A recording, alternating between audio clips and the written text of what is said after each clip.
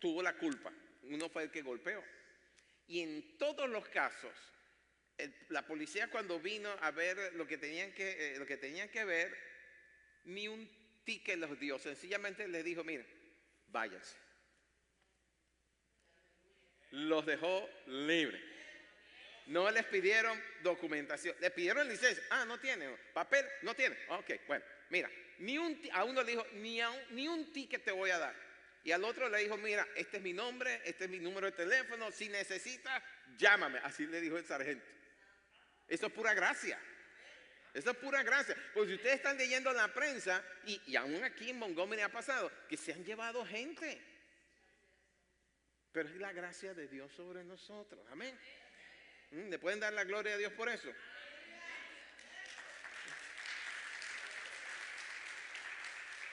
Gracia para todo momento. Es un programa de radio cristiano, pero estoy usando el lema. Dice, gracia para todo momento. Es que eso es lo que necesitamos.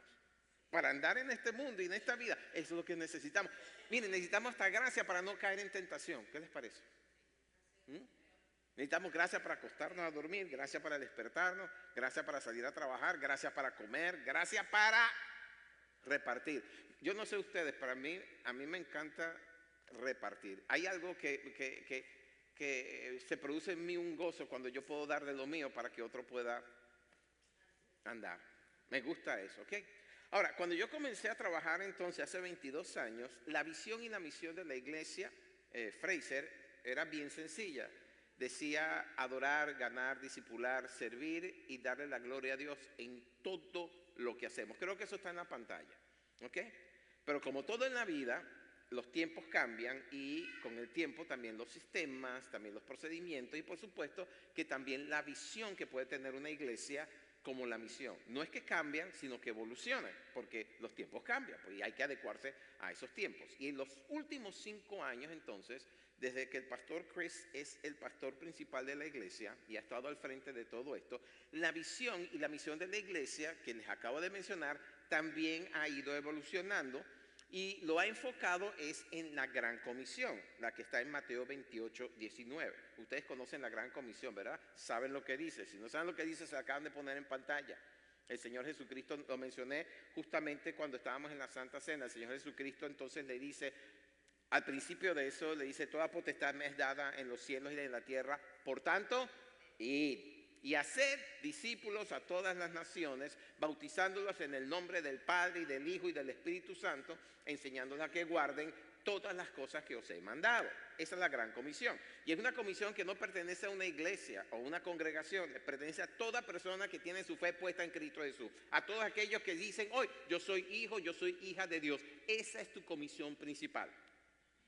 No es una comisión dada solamente a una denominación, no, es a cada persona que acepta a Jesucristo como su Señor y Salvador, ¿ok? Y entonces la visión de Fraser, la visión que se ha desarrollado en Fraser en los últimos 5 años, y la pueden ver cada vez que vamos hacia el santuario principal, está escrito en un mural bien grande, dice, es cumplir con la gran comisión, esa que acabamos de leer, y obedecer el gran mandamiento, ¿ok? Esa es la visión de Fraser. Y hay parte de esa visión que nosotros la hemos incorporado a la nuestra. ¿Saben lo que dice la nuestra? Esta mañanita antes de comenzar el culto, estaba en pantalla, lo estaban diciendo a viva voz, está en nuestro boletín. Y si usted entonces me dice que no se conoce la visión, es porque no lee su boletín, no presta atención a lo que está pasando allí. Pero nuestra visión dice, y en esa visión hemos incorporado parte de lo que es la visión de la iglesia Fraser. Acuérdense que nosotros como iglesia hispana trabajamos en un contexto distinto. Sin embargo, estamos bajo, ¿verdad? Bajo la cobertura de la iglesia mayor, que es la iglesia americana, ¿sí?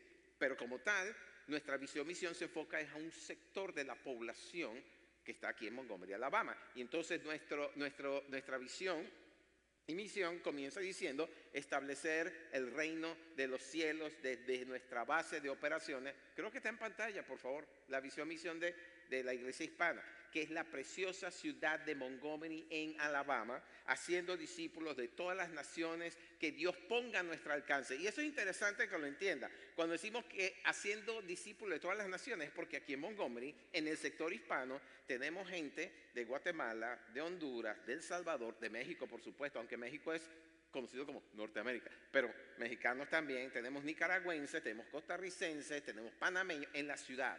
Tenemos venezolanos, colombianos, brasileños, tenemos peruanos, argentinos, no he conocido ningún uruguayo, pero estoy seguro que debe haber uno que otro por ahí, al igual que paraguayos, ¿sí? No, pero tenemos gente de todas las naciones de la tierra y entonces nuestra visión se abre para decir, no solamente vamos a discipular a los mexicanos, a los hondureños y a los salvadoreños y los guatemaltecos, no, a todos los que Dios nos traiga, incluyendo aquellos que no hablan español. ¿Sí? Al principio, solo unos pocos de ustedes lo saben. Hace 22 años cuando comenzó la iglesia, nosotros teníamos unos hermanos mexicanos de la tribu de los mixtecos que no hablaban español, hablaban más inglés que español y entonces era difícil la comunicación con ellos. Entonces había que trabajar con ellos de otra manera, ¿verdad? Aquí están nuestros hermanos, los Cano Álvarez. Si ¿Ustedes hablan el mismo dialecto entre ustedes dos? No, ¿verdad? Dos dialectos distintos. Y uno se pregunta, ¿cómo se entiende? Pero bueno, en fin. Pero sí, porque es que en México pasa eso, pues, y como me imagino que en toda Latinoamérica hay distintos dialectos, pero gloria a Dios que aquí hablamos todo el mismo idioma, ¿verdad? Hablamos el idioma de Cristo Jesús. ¿Ok? Entonces la visión continúa diciendo, después de que dice que discipulamos a todas las naciones que Dios ponga a nuestro alcance, dice que debemos utilizar todos los recursos y los medios disponibles para ello, que es lo que Dios nos da. Y entonces la visión, haremos realidad esa visión al cumplir con la gran comisión y obedecer el gran mandamiento, que es la visión de la iglesia Fraser. Obedecer la gran comisión, ¿verdad? Cumplir la gran comisión y obedecer el gran mandamiento. Ahora usted se debe estar preguntando, ¿cuál gran mandamiento? Sencillo, ¿ok? Pero déjeme comenzar a narrárselo como historia. Un buen día el Señor Jesucristo está con sus discípulos y está enseñando y está sanando. Está haciendo todo lo que Él hacía en su día, ¿verdad? Derribar todas las obras del diablo. Pero entonces había una cantidad de fariseos y escribas que lo estaban siguiendo y saduceos también, que lo estaban acosando para ver si lo podían capturar en alguna falla y caerle encima. Y uno de ellos, un maestro de la ley, dice ahí, maestro de la ley hoy en día sería lo que es un abogado, un experto en leyes, le hace una pregunta. Y dice la palabra que ahí le hace la pregunta con la intención de tenderle una trampa. Y la pregunta fue, ¿cuál es el primero y más importante mandamiento de todos? ¿Ok? Eso está en Mateo 22:34, también está en Marcos 12:28. Y el Señor le responde, el mandamiento más grande y más importante de todos es, amarás al Señor tu Dios con todo tu corazón y con toda tu alma y con toda tu mente. Y en el versículo 38 dice, este es el primero y grande mandamiento. Pero entonces dice a continuación, y el segundo es semejante, amarás a tu prójimo como a ti mismo. Y vean el versículo 40, de estos dos mandamientos depende toda la ley y los profetas. Entonces, ¿cuál es el primer mandamiento? Amarás a Dios por encima de todas las cosas. Y cuando dice por encima de todas las cosas, ustedes verán más adelante en los evangelios que dice, si tú no eres capaz de aborrecer a tu padre, a tu madre, a tus hermanos, aún a tus hijos y aún tu propia vida, no eres digno de mí. ¿Sí? ¿Qué quiere decir eso? Que Dios tiene que ser por encima de todo, aún de tu propia vida. Tu confianza y tu lealtad a Dios tiene que ser de tal manera que tú puedas decir, como dijo Job en una ocasión, aunque me matare, seguiré confiando en Él. Aunque me quitare la vida, seguiré confiando en Él. Aunque me haga pasar por todas las pruebas más difíciles, mi fe está puesta en mi Dios, que es por encima de todo en mi vida. Con decir eso, algunos de ustedes deben estar examinando su corazón a ver dónde está Dios, ¿verdad? Si está de primero, si está de segundo, si está de quinto, si está ahí en algún lugarcito. Mire, debe estar de primero. Debe estar por encima de la esposa que usted tanto ama o del esposo que usted tanto adora. Mentira mía. Pero, ok, debe estar por encima de todo eso. Debe estar por encima de los hijos. Ustedes como padres saben que darían la vida por sus hijos, ¿cierto? Sin pensarlo dos veces. Bueno, el Señor tiene que estar por encima de eso también. Y ni hablar de todas las posesiones que ya hemos dicho aquí más de una vez, no son suyos, son de Él. Porque si usted le pertenece a Él, todas sus posesiones le pertenecen a Él, ¿sí?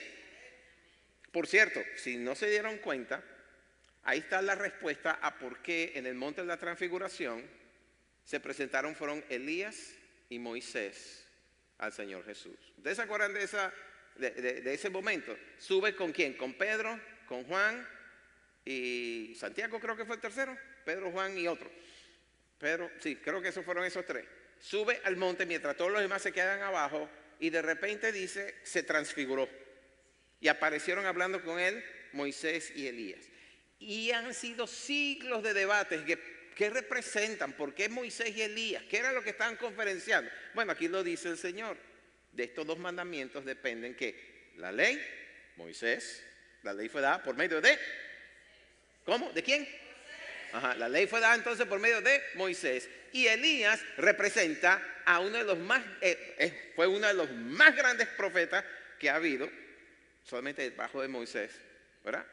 Pero él representa a los profetas. Por eso es que ellos dos fueron los que aparecieron allí. De hecho, Elías fue arrebatado de un carro de fuego. Ahí tienen la respuesta. Entonces, amar a Dios con todo nuestro ser es el primero. Pero el segundo es de igual de importancia que el primero.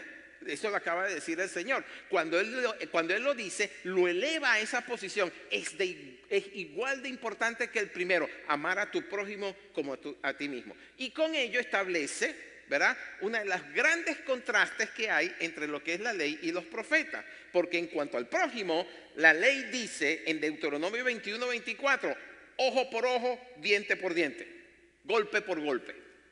¿Lo dice o no lo dice la ley?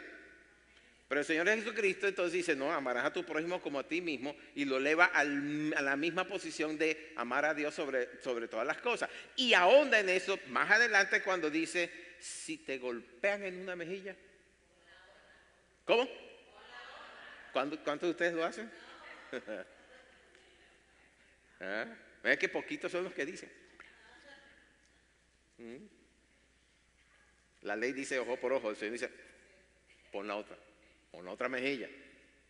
Entonces cuando el Señor le responde a este escriba con estas verdades espirituales, establece un nuevo parámetro a través del cual nosotros seremos y somos conocidos como hijos de Dios. Porque si realmente amamos a Dios con todo nuestro ser, también amaremos a nuestro prójimo, deseando que nuestro prójimo también se salve de la condenación eterna y que sea prosperado y que sea sanado en esta vida. ¿Cierto o falso?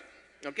Eso es lo que quiere decir, o queremos decir cuando en nuestra visión decimos cumplir con la gran comisión y predicar el evangelio, hacer discípulos de ellos y obedecer el gran mandamiento. Amamos a nuestro prójimo como a nosotros mismos. Entonces usted se pregunta, oye, cosa difícil es esa. ¿Cómo puedo hacer yo para amar a mi prójimo que me hace tanto daño? Que lo que me provoca es pasarle por encima con un camión de bendiciones. ¿Cómo hago eso? ¿Cómo amo a mi prójimo de esa manera? Bueno, es bien sencillo. Todo comienza por amar a Dios de verdad. Porque si tú amas a Dios de verdad, entonces te has dado su Santo Espíritu. ¿Sí? Y si te has dado entonces tu Santo Espíritu, con el Espíritu de Dios viene el amor de Dios en ti. Lo que quiere decir que ya el amor de Dios está en ti y te capacita para amar como Dios ama. Ya no eres tú la persona que ama, es el Espíritu de Dios en ti y a través de ti que ama al prójimo. Romanos 5:5, pónmelo en pantalla por favor. Porque el amor de Dios ha sido derramado en nuestros corazones por el Espíritu Santo que le fue dado. Recibiste al Señor Jesucristo, crees en su nombre, crees en su obra, dice la palabra que eres salvo por medio de la fe. Y si eres salvo por medio de la fe, dice, su Santo Espíritu viene y te sella, te aparta para Él. Si tienes al Espíritu Santo, entonces tienes la capacidad de amar. Porque el amor de Dios ha sido derramado por medio del Espíritu Santo que hoy habita en ti. ¿Se dan cuenta de lo sencillo que es? El problema es que a veces ignoramos estas cosas o sencillamente no le prestamos atención y pasan de alto, pasan de largo. Y entonces, bueno, ahí empiezan las contiendas entre hermanos, las contiendas entre denominaciones, las contiendas entre naciones. ¿Por qué? Porque no entendemos que Dios habita en nosotros y por lo tanto nos es dada la capacidad de amar y perdonar, que es la otra parte, a nuestro prójimo. Y dice, Señor, pero ese prójimo golpea muy duro. Pon la otra para que te la empareje. ¿Ok? ¿No fue eso lo que hizo Esteban? ¿Se acuerdan de Esteban? El primer mártir de la iglesia. Cuando estaba siendo apedreado, ¿qué fue lo que dijo? Señor, no les tomes en cuenta este pecado. Los perdonó. ¿Ok? Los perdonó. Seguimos. Entonces, desde 2020 hasta hoy, el tema o la idea principal de la iglesia Fraser, o mejor dicho, en el tema o la idea en torno al cual gira la visión de la iglesia Fraser ha sido se llama la unidad. Y a lo mejor ustedes al principio vieron que el tema es la unidad. Realmente es la unidad basada en la oración. Pero era muy largo para ponerlo, entonces lo dejé como la unidad. Pero necesitamos entender claramente qué quiere decir unidad. Porque mucha gente malinterpreta lo que quiere decir eso, ¿verdad? ¿Qué quiere decir entonces cuando hablamos de la unidad? Vamos a verlo desde dos puntos de vista. La primera es la visión secular, pues la visión que probablemente es la que mejor manejamos cada uno, porque cuando usted dice que hay que tener unidad como la unidad que tiene un equipo de fútbol, y si usted es un fanático del fútbol, verá que a veces esa unidad dentro de los equipos se fracturan, ¿verdad? Se fraccionan porque realmente no hay una verdadera unidad, ¿ok? Pero secularmente hablando, unidad es el estado o condición de estar unido, siendo uno o funcionando como un todo coherente a pesar de la diversidad de elementos que lo componen. Lo voy a repetir porque no está en la pantalla. La unidad es la condición de estar unido, siendo uno y funcionando como un todo coherente a pesar de la diversidad de elementos que lo componen. Ahora, esta definición es una perspectiva que puede ser filosófica, que puede ser social, que puede ser organizacional, que puede ser matemática inclusive. Ok, depende del punto de vista y del contexto en donde se plantee.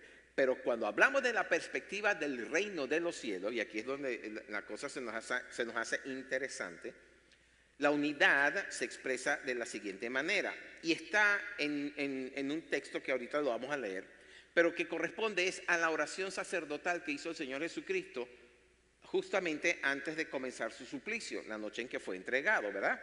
Y esa oración nos da la visión que tiene el reino de los cielos en cuanto a lo que es la unidad. Vamos a leerlo. Juan 17, versículo 20 al 23. Dice, mas no ruego solamente por estos. En ese momento se refería a los 12, ¿verdad? Mas no ruego solamente por estos, mejor dicho a los 11, porque más Judas unas horas después se iba a caer de ese grupo, sino también por los que han de creer en mí por la palabra de ellos, es decir, usted y yo, nosotros. Nosotros creímos, fue por lo que testificaron los apóstoles, ¿verdad que sí? A los apóstoles les testificó directamente el Señor Jesús. A usted y a mí nos ha testificado generación tras generación de creyentes que comenzaron con los discípulos, con los primeros discípulos. Verso 21 dice, y esto es importante, léanlo conmigo, para que todos sean uno. No dos, no tres, no, sean uno. Como se supone es el esposo con su esposa, son uno. Ya no son dos, sino son uno, ¿ok? Como tú, oh Padre, en mí y yo en ti, que también ellos sean uno en nosotros. Ahí ya está involucrando la Trinidad, Padre, Hijo y Espíritu Santo, para que el mundo crea que tú me enviaste. En otras palabras, la unidad que hay entre nosotros como cuerpo de Cristo, como creyentes en Cristo Jesús, tiene que ser una característica resaltante en el mundo para que los del mundo digan, estos son creyentes. ¿Cómo lo saben? Por la unidad que tienen. ¿Ok? La gloria, versículo 22, la gloria que me diste, yo les he dado. ¿Qué nos dio? ¿Cómo? Miren, si usted lo quiere ver desde el punto desde el punto de vista del cielo, no somos poca cosa. Dios nos ha dado su gloria. Nos ha dado la potestad de regir la creación en su nombre. Pero hemos estado tan engañados y en otras partes y en otros tiempos también tan desinteresados en esas cosas porque más nos interesa lo que nosotros tenemos que hacer que lo que hacen todos, que es lo que el reino pide de nosotros. ¿Ok? Entonces, la gloria que me diste yo les he dado para que sean uno, así como nosotros somos uno. El versículo 23, yo en ellos y tú en mí, para que sean, gloria a Dios, para que sean perfectos en unidad. Eso solamente se puede hacer es en fe y por el Espíritu Santo. Amén. Ahora, leamos lo que dice Pablo en Efesios capítulo 4 y versos 3 al 6. Lo vamos a escribir, lo vamos a leer en la Reina Valera, perdón. Dice, allí escribe, solícitos, esa palabra quiere decir esforzándose, como está en la Biblia textual, o lo pone en la Nueva Traducción Viviente, hagan todo lo posible, es decir, poner de nuestra parte. Eso es lo que significa la palabra solícitos. Solícitos en guardar la unidad del Espíritu en el vínculo de la paz. ¿Qué quiere decir ahí? Que es nuestra la responsabilidad de guardar esa unidad. ¿Cómo se guarda esa unidad? Amando y perdonando. Debería añadir una tercera palabra, tolerando.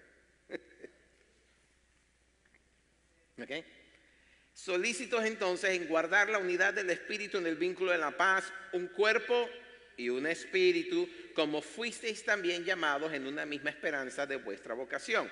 Un Señor, una fe, un bautismo, un Dios y Padre de todos, el cual es sobre todos y por todos y en todos. La clave está en esas 5 palabras dadas en el versículo 3. Guardar la unidad del Espíritu. Bueno, 4. Guardar, solícitos en guardar, son 6. Solícitos en guardar la unidad del Espíritu. Amén. Pero fíjense en lo siguiente, ahí no dice crear la unidad, dice guardar la unidad. Y eso quiere decir que la unidad ya existe, esa unidad de la cual está hablando y que estamos hablando aquí, ya existe.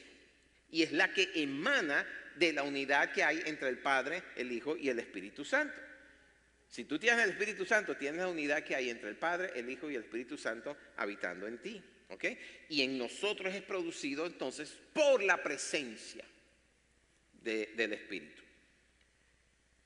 Y esa unidad, al igual que el amor de Dios entre nosotros, nos identifica como sus discípulos, como creyentes. Así que esta no es una unidad que es humana, que es filosófica, que es institucional, que es denominacional, nada de eso. Es una unidad que es espiritual.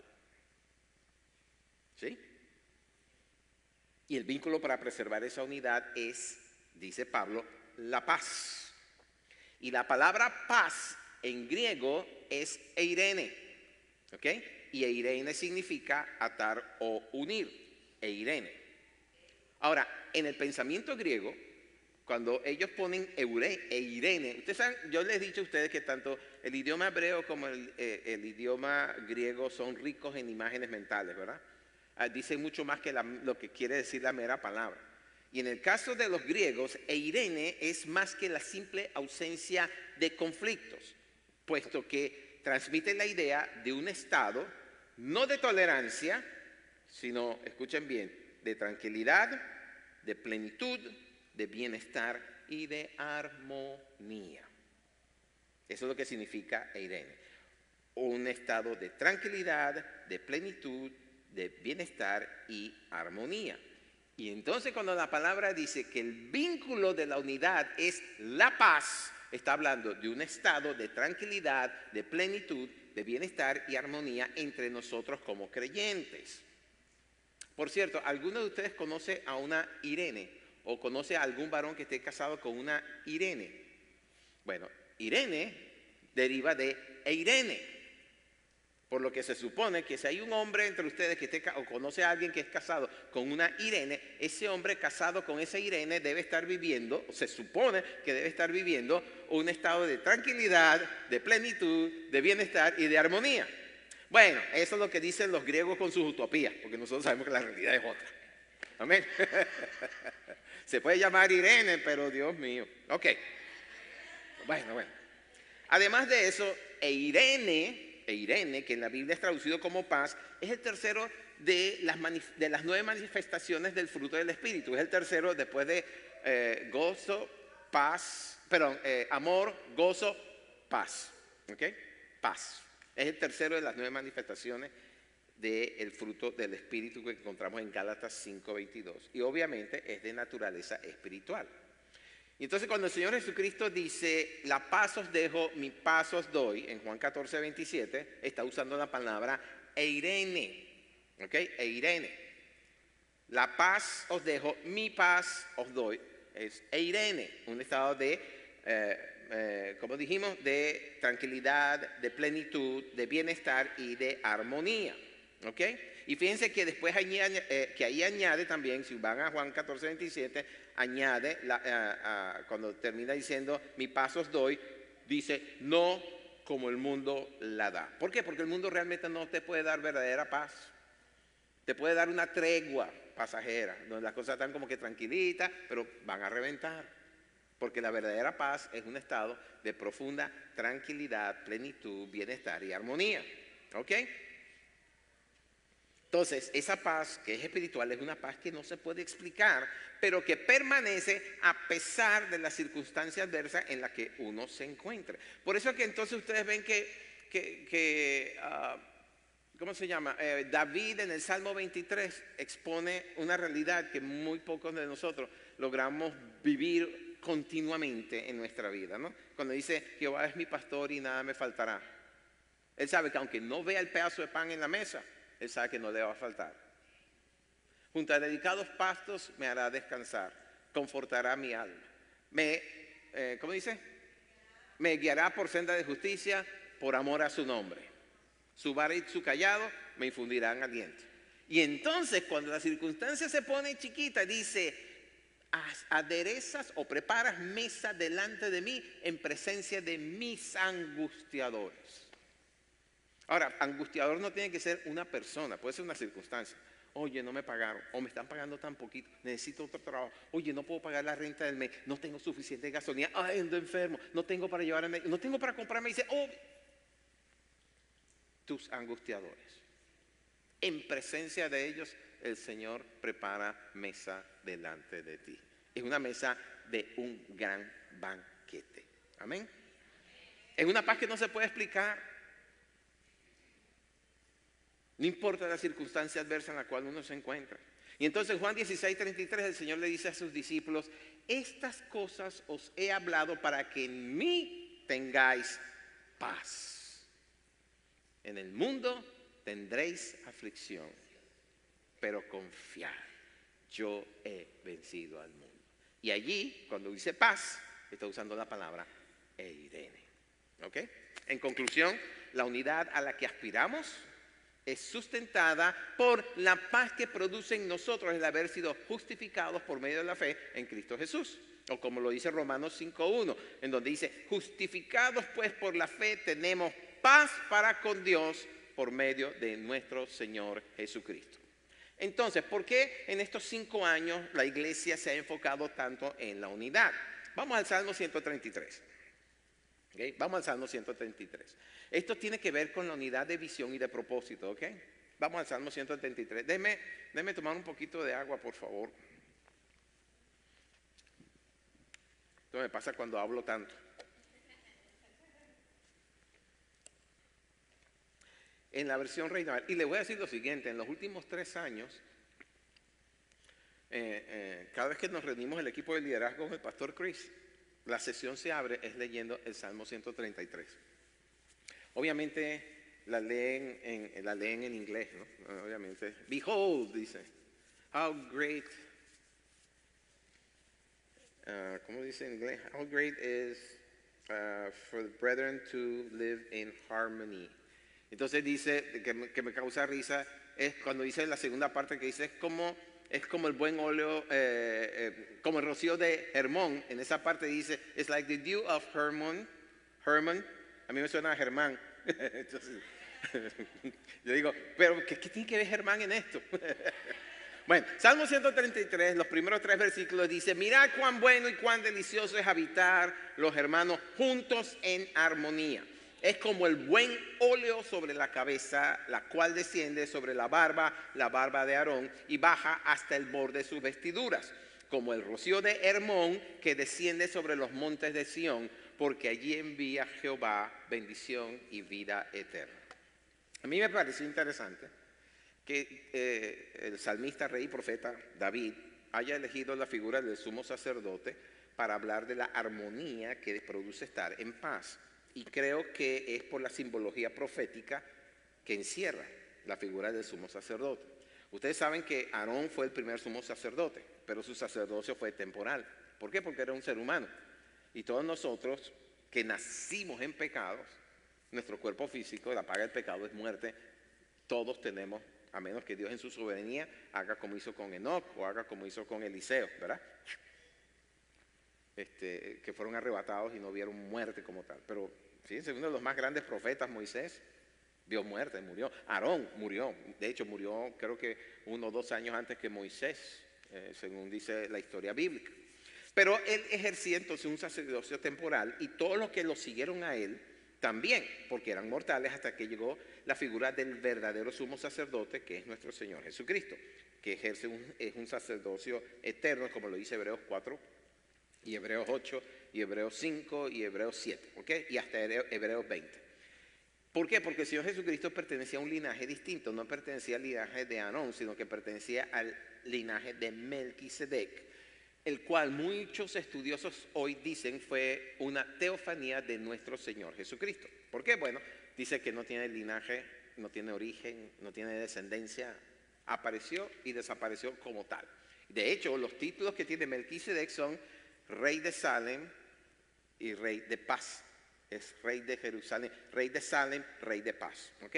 Que son títulos que le corresponden es al Señor Jesucristo. Entonces David, inspirado proféticamente, está hablando de un sacerdocio al cual hemos sido llamados todos nosotros, todos los que hemos creído en Cristo Jesús como el Hijo de Dios, como el Mesías, y por lo tanto formamos parte del cuerpo de Cristo, quien es nuestro sumo sacerdote. Por lo tanto, usted forma parte del sumo sacerdocio que es eterno. ¿Estamos claros con eso? Yo sé que muchos de ustedes dicen, bueno, pero es importante que usted lo tenga presente. Usted no es cualquier persona, es lo que le quiero decir con esto. Usted forma parte del sumo sacerdocio. Y como dice Apocalipsis 1:6 y 5:1, nosotros fuimos hechos reyes y sacerdotes para Dios nuestro Padre. Entonces la próxima vez que usted se levante por la mañana y se vea en el espejo así como... usted es un sumo sacerdote el que usted está viendo, una sumo sacerdotisa que está mirando. ¿Okay? Usted no es cualquier cosa. Y con esto quiero elevar su autoestima. Si lo tiene debajo del zapato, sáquelo de allí y póngalo donde pertenece. Usted forma parte del cuerpo de Cristo, ¿verdad? Y en su cuerpo, en el cuerpo de Cristo, hay armonía. Ahora, en el Salmo 133, David dice, usa la palabra allí, ¿verdad? ¿Dónde fue que lo leímos? Porque allí envía Jehová bendición y vida eterna. ¿Dónde es el allí que está hablando ahí David? Ese allí es el lugar donde hay unidad de propósito y de visión.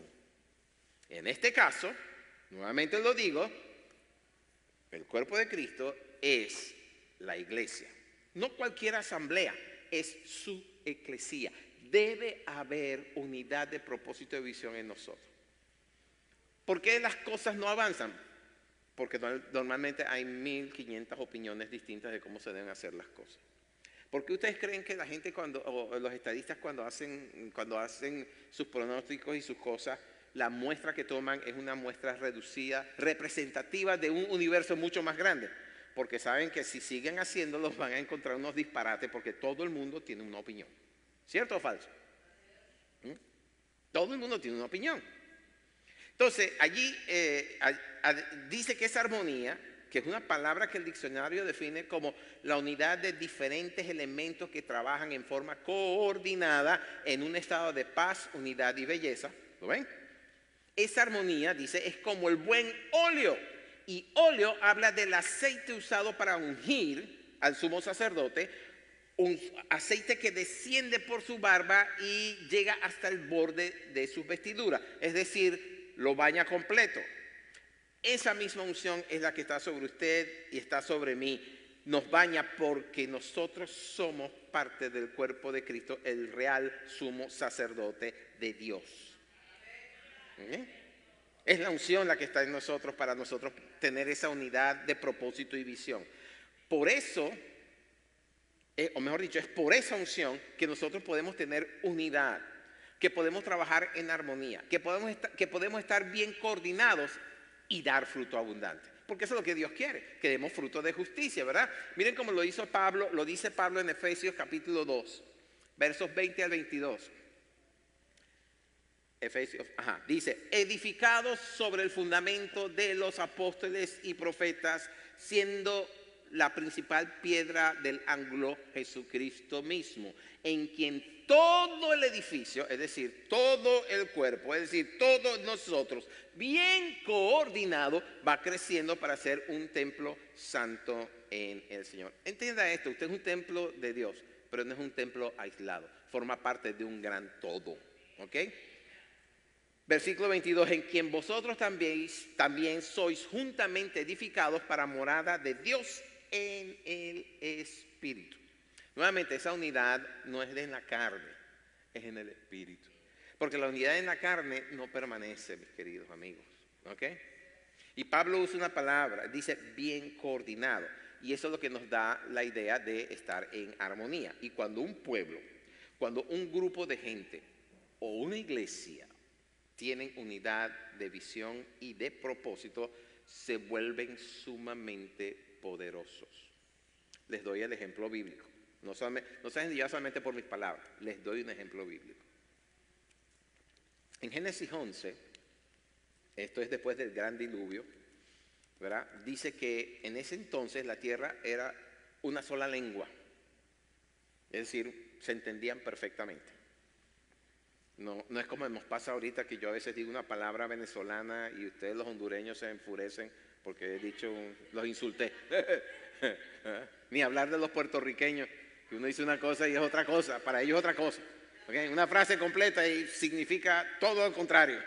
¿Okay? No, allí hablaban un mismo idioma, tenían la misma palabra, por lo tanto se entendían bien. No había confusión en la comunicación y por lo tanto dice en ese capítulo, en el verso 4, que decidieron edificar una ciudad que llegara hasta el cielo, una torre que llegara hasta el cielo. Y entonces Dios dice que se da cuenta de lo que están haciendo. Le llama la atención a Dios. Ahora, la Biblia no lo dice, pero esa intención de crear una torre que tocara el cielo, obviamente iba en contra de la voluntad de Dios. Así que le llama la atención. Y esa visión era liderada por un hombre cuyo nombre fue Nimrod. Vean ustedes, ahí aparece en Génesis 5 y después un poquito más abajo, ¿verdad? Y Nimrod fue el fundador de Babilonia. ¿Ok? Y dice en Génesis 18 que era un intrépido cazador enfrentado, depende de la versión usted quiera leerlo, opuesto a Adonai Elohim. Es decir, era un rebelde, su naturaleza era totalmente rebelde, y si Dios decía por aquí, él se iba por allá, si Dios decía párate, él se sentaba, o sea, hacía todo lo contrario. El tipo estaba endemoniado. Así de sencillo, ¿ok? Y la visión que él tenía, que la compartió con todos sus seguidores, era: vamos a crear una torre altísima que toque el cielo para que si acaso nos dispersan, siempre tengamos recuerdo de nuestro nombre, ¿verdad? Y los babilonios, en ese tiempo no se llamaba Babel, no se llamaba Babilonia, esa, la llanura, la región se llamaba Sinar, apoyaron esa visión. Y esa unidad fue tan poderosa que llamó la atención de Dios, ¿ok?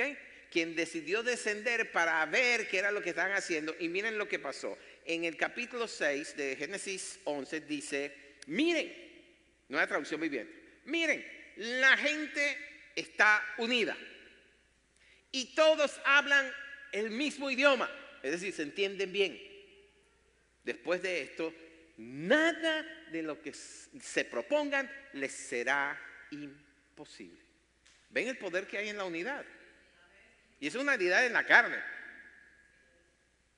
Pero es tan poderosa que el Señor dijo, nada de lo que se propongan hacer les será imposible de lograr. ¿Qué les parece? Bueno, trasládase por un momentito a este lugar. Si nosotros que tenemos el Espíritu Santo, si nosotros que somos salvos por medio por gracia, por medio de la fe, si nosotros que tenemos nuestro nombre inscrito en el libro de la vida, tuviéramos propósito de visión, el mismo propósito, la misma visión, ¿saben lo poderoso que seríamos para hacer lo que nos propusiéramos en el Señor? ¿Qué hizo Dios entonces con esta gente allá en Babel? Dice el versículo 7 que les confundió la lengua para que ninguno se entendiera con su compañero. Y al hablar es como que un chino y un venezolano se pusieran acá en su lengua. No, hombre, vete por tu camino, yo no te entiendo. Eso fue lo que pasó, ¿ok? Eso fue lo que pasó. Perdieron el medio de comunicación, perdieron el lenguaje común que tenían y por supuesto perdieron la unidad y la armonía que tenían. ¿Ok? Ahora, unidad, la que nosotros perseguimos es en nuestro Señor Jesucristo, no fuera de Él. Es unidad en Cristo Jesús, quien de paso es el autor y consumador de la fe que usted y yo hoy tenemos. ¿Sí? La nueva traducción viviente dice que Él es el que perfecciona nuestra fe. Y fe y unidad en nuestro compromiso con la misión y la visión es lo que nos hace poderosos. Amén. Así que sepa que cada uno de ustedes es importante, pero más importante que usted individualmente es la importancia del todo como uno solo, como un solo hombre, una sola unidad, caminando en la misma armonía que produce la unidad de propósito y visión. Y el propósito es la edificación del cuerpo de Cristo. ¿Sí? Entonces, habiéndoles dicho todo eso, ¿hacia dónde vamos con este programa de mayordomía? ¿Cuál va a ser la visión final de la iglesia Fraser en general? Salmo 127:1 dice lo siguiente. Si Jehová no edifica la casa, en vano trabajan los que la edifican. Si Jehová no guarda la ciudad, en vano vela la guardia. Por demás está que os levantéis de madrugada y vayáis tarde a reposar y que comáis pan de dolores, pues que a su amado dará Dios el sueño. Una traducción viviente dice, si el Señor no construye la casa, el trabajo de los constructores es una pérdida de tiempo. Si el Señor no protege la ciudad, protegerla con guardias no sirve para nada. Es inútil que te esfuerces tanto desde la mañana temprano hasta tarde en la noche y te preocupes por conseguir alimento, porque Dios da descanso a su amado. El texto es bien claro, ¿ok? Y lo que nos está diciendo allí es que Dios es la fuente de verdadero éxito, seguridad y paz. ¿Sí? Si Dios no está involucrado entonces en los planes, sea de un individuo, sea de una familia, o de una iglesia, o de un país, si Dios no está involucrado en ese plan, estamos destinados a fracasar. ¿Me están escuchando? Si Dios no forma parte de los planes que tú tengas para ti mismo, para tu familia, para tu ciudad, para tu iglesia, estás destinado a fracasar. Porque no hay nada que lo sustente. Porque no hay nada que el hombre haga sin Dios que pueda permanecer. ¿Ok? Lo pueden ver en el mundo. Todo lo que el hombre ha construido en 20 siglos termina desmoronándose. No hay nada que permanezca en el tiempo. Podemos hacer el mejor de los planes, el más excelente. Podemos contratar a los mejores trabajadores, los más expertos, y tener todos los recursos necesarios para edificar una obra grande y decir que es para Dios. Pero si Dios no está involucrado, es decir, si de Dios no nace la visión, está destinada a fracasar. Entonces, ¿hacia dónde vamos? ¿Cuál es la visión de la iglesia Fraser? La iglesia Fraser quiere convertirse a mediano y largo plazo en una iglesia que cubra o sirva e influencie a todo lo que se conoce como la región del río aquí en Alabama, the River Region. Y la región del río o River Region se refiere al área, por supuesto, la ciudad de Montgomery, la ciudad de Prattville, de Millbrook y también Wetumpka. Eso es lo que a veces es conocido como el Tri-County Area, ¿okay? Porque tiene 3 condados. El condado de Montgomery, de Lowndes y Autauga, ¿ok? Así que la pregunta es, si queremos convertirnos en una iglesia que influencie toda esa región, y créanme que nosotros como hispanos también tenemos presencia en esas regiones. Tenemos presencia no solamente en Montgomery, sino también en Prattville. Hay una buena presencia. En Wetumpka hay una buena presencia. En Millbrook hay una buena presencia, ¿sí? De hispanos. Y si nosotros somos parte de una organización que quiere influenciar toda esa región, nosotros también deberíamos querer influenciar toda esa región. Deberíamos querer poder alcanzar toda esa región. Pero la pregunta es, ¿cómo hacemos para alcanzar e influenciar toda esa oración? La respuesta es, el primer paso por donde comienza todo es a través de la oración. Lo hemos dicho antes, para el creyente la oración es como el aire que respira. Si a usted le quitan el aire, se muere en 6 minutos. Bueno, algunos durarán 6 minutos, otros como yo durarán 2 nada más. ¿Okay? Mis pulmones no son...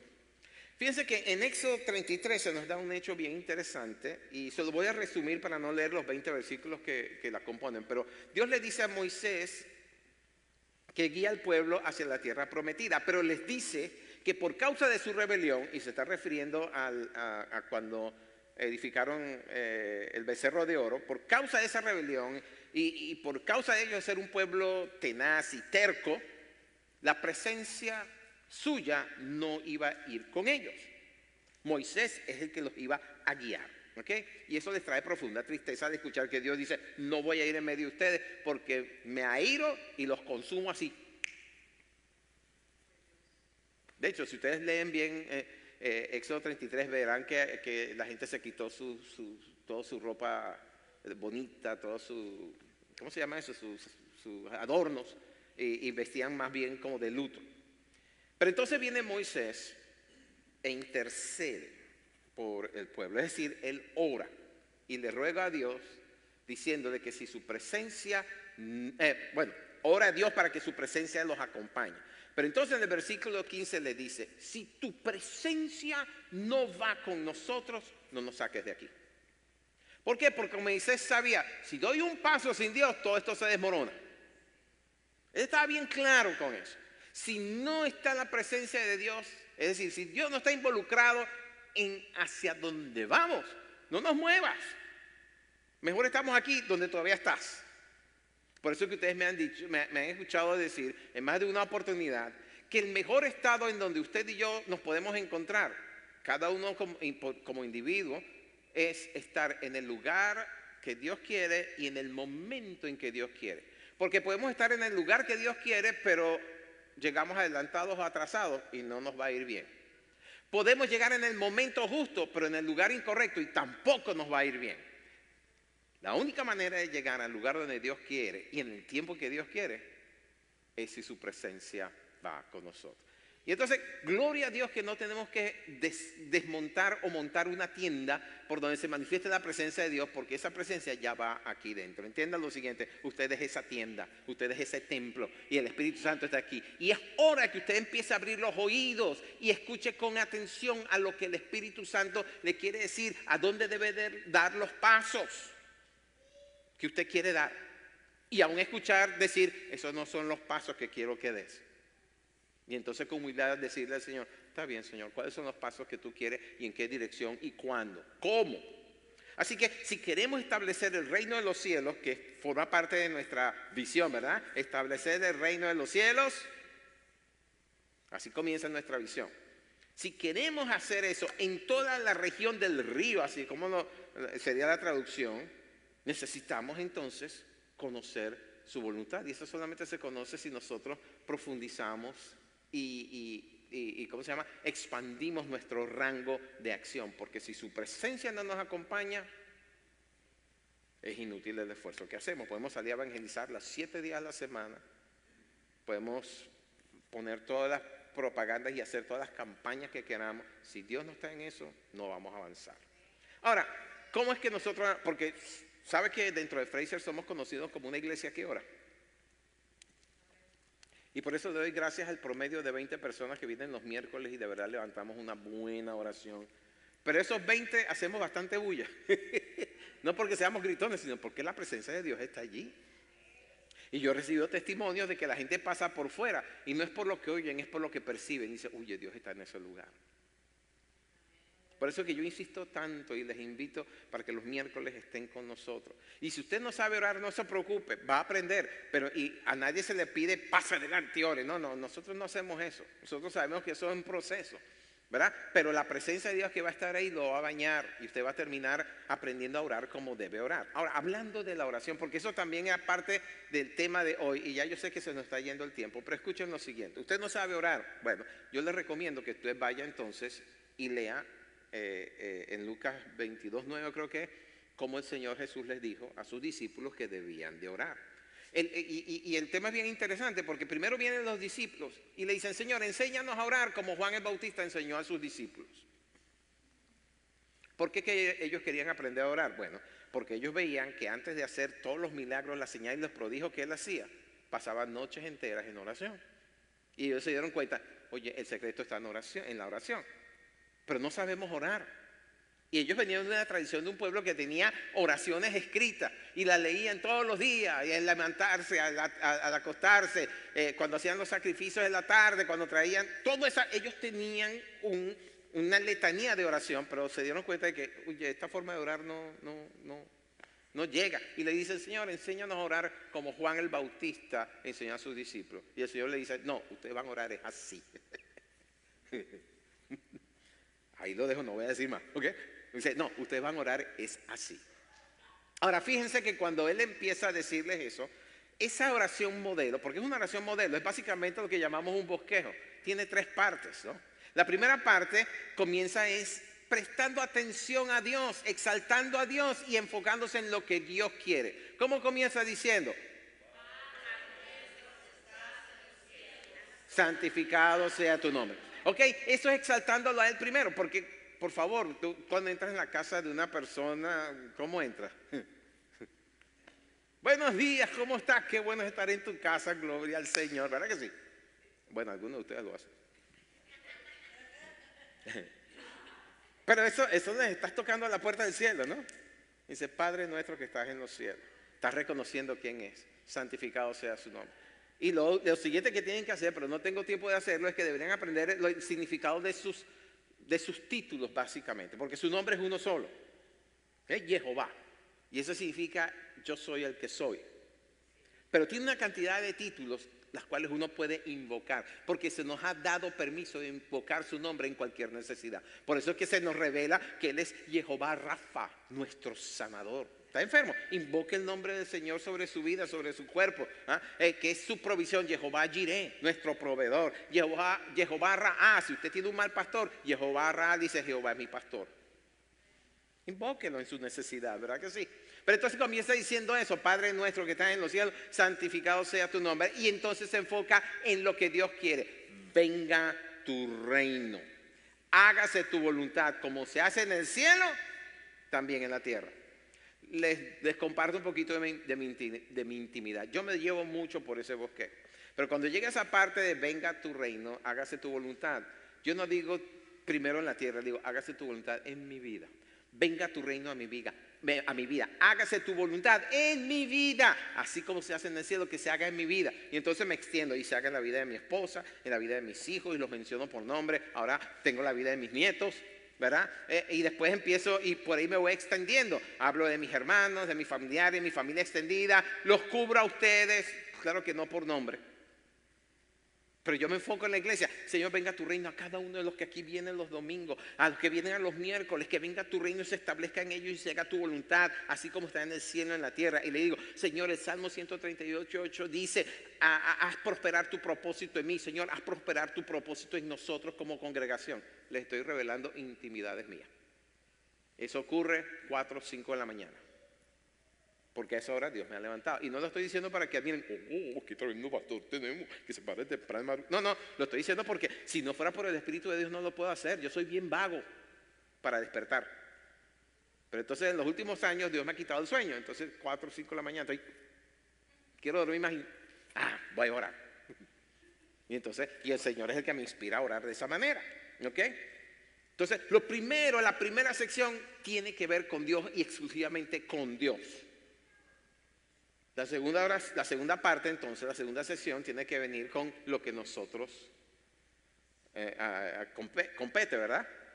El pan nuestro de cada día, dánoslo hoy, esa es nuestra necesidad.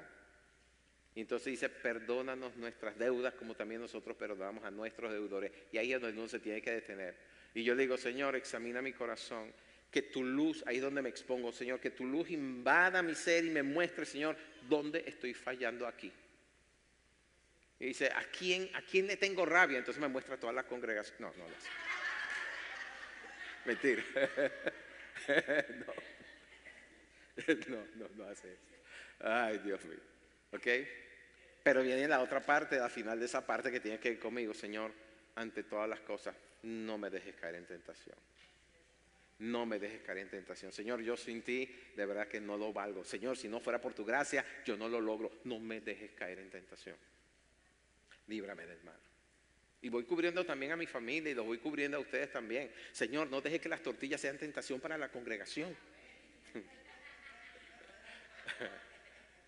Y termina entonces el Padre Nuestro, que es la oración modelo, el bosquejo, dándole toda la gloria a Dios, porque tuyo es el reino, el poder y la gloria por los siglos de los siglos. Amén.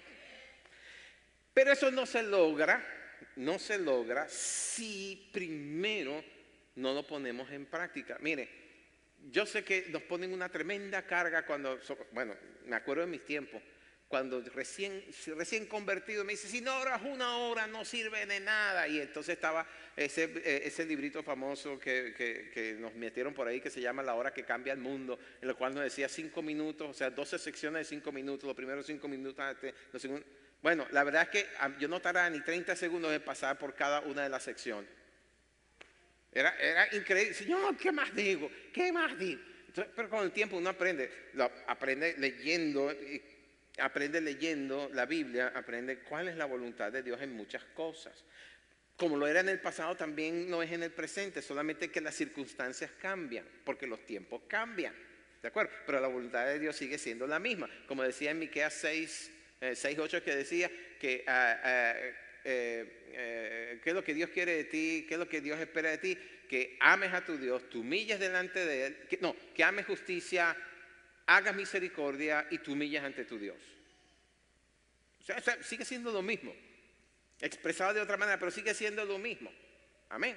¿De acuerdo? Entonces, con el tiempo es que uno aprende a orar y uno aprende cuando se da cuenta. A mí me pasa que estoy a las 4 de la mañana y cuando veo así, son las 6 de la mañana, han pasado 2 horas.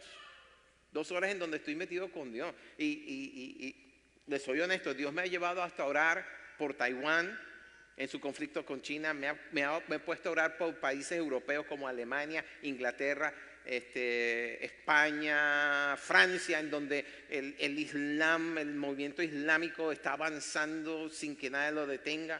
O sea, Dios me ha puesto a orar, no solamente... Estoy diciendo que además de orar por esta nación, por su presidente, por su congreso, por sus jueces, por toda la gente que está en eminencia, por su iglesia que está en esta nación, me ha puesto a orar por otras cosas también. Y lo tremendo es que a veces veo noticias en donde, Señor, tú me pusiste a orar por esto. Gracias, Señor, porque uniste mi voz a la de millares de hijos e hijas que tienen intercediendo por estas cosas. Me guardo en no gloriarme, porque la gloria es de Dios. Amén. Quiero decirles lo siguiente acerca de la oración. Y se los voy a decir en las palabras de C.S. Lewis. ¿Ustedes saben quién es C.S. Lewis? ¿Cuántos vieron las películas de Narnia? Narnia.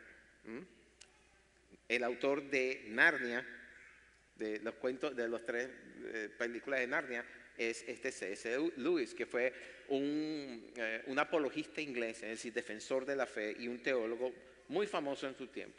Hace años que está con el Señor. Pero acerca de la oración, C.S. Lewis dijo lo siguiente: mi oración no cambia a Dios, me cambia a mí. Y ese es el propósito detrás de todo eso. ¿Por qué? Porque tú quieres orar conforme a la voluntad de Dios, te va a cambiar. Amén. Ahora, que Dios a veces cambia de parecer. Las escrituras están llenas de momentos en donde Dios se arrepintió del mal que iba a hacer. ¿Ok? Por ejemplo, cuando Moisés le decía: Señor, pero si tú arrasas con este pueblo, ¿qué van a decir los egipcios y los cananeos y todo lo demás? Que los sacaste para destruirlo. Señor, que esto no le acontezca a tu grande nombre. Y el Señor le dice: tienes razón, Moisés, no lo voy a hacer porque tú me lo pides. O sea, Dios tiene. O sea, usted puede orar por circunstancias y situaciones que parecen que es decir, Dios cambia de parecer. Y son actos de justicia, ¿ok? Gente que se merece y Dios cambia de parecer si usted interviene y ora como debe hacerlo. Pero en general, el que cambia debe ser uno, conformándose entonces a la voluntad de Dios. Ahora, ¿por qué nosotros queremos, y con esto termino, por qué la iglesia Fraser en general quiere alcanzar esa región conocida como la región del río? Bueno, porque primero queremos ser una iglesia multigeneracional. ¿Usted sabe cuál es el gran mal que tienen todas las iglesias del mundo? Que se muere a la siguiente generación. En otras palabras, los padres, o vamos a empezar más atrás, los abuelos, los padres, los hijos y los nietos, en algún lugar de allí se corta. Normalmente entre los abuelos y los hijos, es decir, el padre y el hijo, el abuelo, el padre, ahí se corta.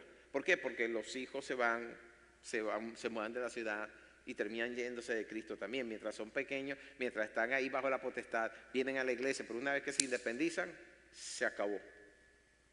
¿Okay? Nosotros queremos ser una iglesia multigeneracional. ¿Qué quiere decir eso? Que usted, sus hijos, los hijos de sus hijos y los hijos de los hijos de sus hijos permanezcan en Cristo. Amén. Segundo, queremos ser una iglesia multiétnica, cosa que es complicada. Cuando yo llegué aquí hace 22 años, la visión era, o la idea era, de que yo los preparara de tal manera que pudiésemos estar bajo un solo techo, adorando a Dios de una sola manera. Cosa que le dije: imposible, caballeros. Esto no es Texas, esto no es Nueva York, ni siquiera es Florida, en donde son hispanos de tercera, cuarta, quinta o hasta 10ª generación. No, en ese tiempo los hispanos que estaban llegando aquí eran hispanos de primera generación, están acabaditos de cruzar la frontera. Y entonces hay una situación cultural sumamente fuerte que es complicado. ¿Okay? De hecho, nosotros, aún siendo hispanos, tenemos esas diferencias culturales que a veces chocan entre nosotros. Si nuestra adoración tal vez fuera como la música norteña de México, tal vez estaríamos más llenos de... Yo no sé, estoy dando un ejemplo. ¿Okay?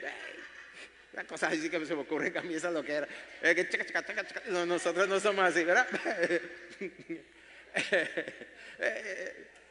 De acuerdo, pero porque hay diferencias culturales entre nosotros que todavía son muy fuertes. Entonces, ¿qué ha pasado? Tanto ustedes como nosotros nos hemos adaptado el uno al otro y tenemos como que un entendimiento cultural en medio de todo esto. ¿Okay? Y entonces tener una iglesia multiétnica es compleja, es complicada.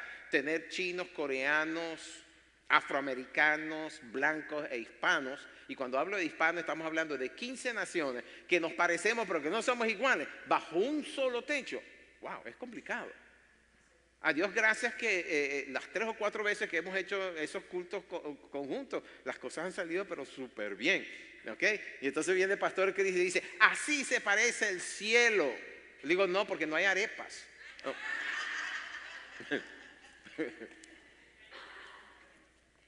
¿Okay? Es complejo.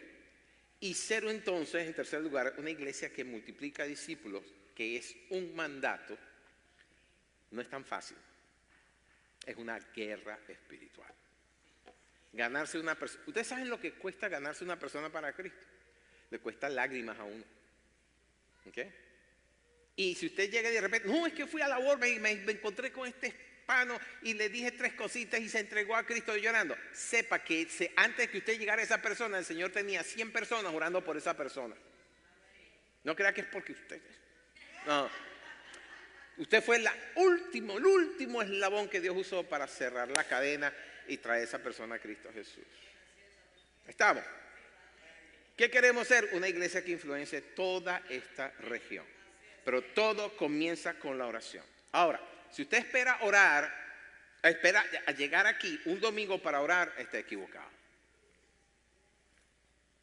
Empiece por, vamos a poner facilito, empiece por darle gracias a Dios cuando se despierta y darle gracias a Dios cuando se acuesta. Empiece por ahí. ¿Okay? Dele gracias a Dios cuando va llegando a la oficina o al lugar de trabajo, donde sea. Dele gracias a Dios porque tiene un lugar donde trabajar. Dele gracias a Dios por el patán de jefe que tiene. Si algunos tienen un patán de jefe.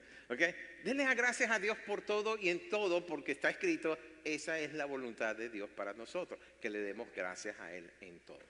Y uno se va acostumbrando. Y uno va entonces, y una de las cosas que ustedes pueden decir, Señor, Pablo dice que necesito renovar mi mente, renueva mi mente para yo poder tener presente que tú estás en todo, que tú eres presente. Y acostúmbrese, disciplínese a tener siempre presente que Dios está en usted.